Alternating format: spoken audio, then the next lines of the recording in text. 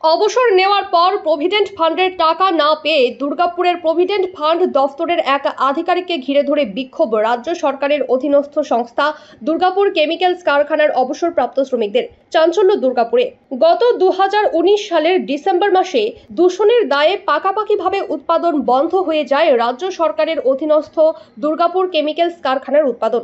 Bleaching powder, hydrochloric acid তৈরি হতো এই সরকারি সংস্থায়। বাজারও ভালো ছিল উৎপাদিত পণ্যের। বর্তমানে এই কারখানাতে স্থায়ী অস্থায়ী মিলিয়ে প্রায় 500-র মতো কর্মী রয়েছেন, যারা এখন কারখানার সম্পত্তি আগলাচ্ছেন। অভিযোগ, অবসর নেওয়ার পর মিলছে না প্রভিডেন্ট ফান্ডের টাকা। কারোর 1 বছর, তো কারোর 7 মাস, তো কারোর 6 মাস ধরে আটকে রয়েছে চাকরি জীবনের কষ্টার্জিত টাকা। কারখানা কর্তৃপক্ষ বলছেন, সময় মতোই টাকা জমা পড়ে গেছে প্রভিডেন্ট ফান্ডের টাকা। একমাত্র দুর্গাপুরের প্রভিডেন্ট ফান্ডের কর্তারাই বলতে পারেন টাকা আটকে রয়েছে কেন।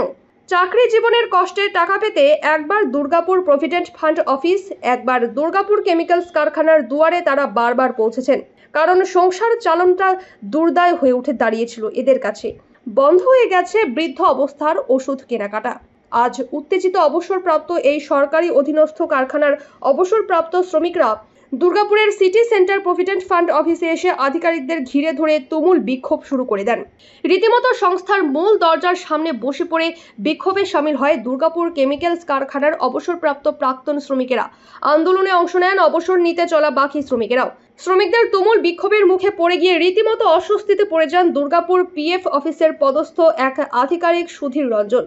শেষমেশ আন্দোলনের চাপে পড়ে সরকারি এই আধিকারিক জানান, আগামী 15 দিনের মধ্যে সমস্যা মেটানোর ব্যাপারে যাবতীয় প্রক্রিয়া শুরু হবে। রাজ্য সরকারের অধীনস্থ সংস্থা দুর্গাপুর কেমিক্যালস কারখানার অবসরপ্রাপ্ত শ্রমিকরা বলেন, এইভাবে চলতে থাকলে আত্মহত্যা ছাড়া বিকল্প কোনো পথ আর খোলা থাকবে না।